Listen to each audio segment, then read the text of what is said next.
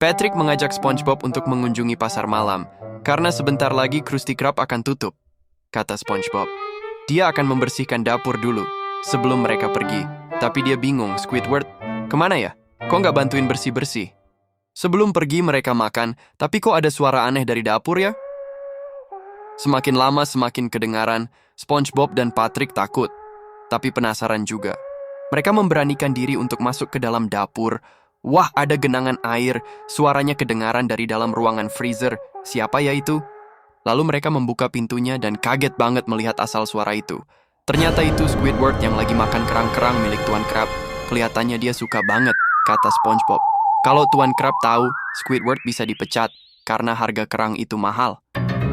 Squidward jadi ragu buat ngabisin kerang-kerang itu. Lalu SpongeBob menyuruh Squidward untuk makan Krabby Patty aja. Daripada ntar dipecat, bakalan jadi gelandangan. Ekonomi lagi sulit, bos.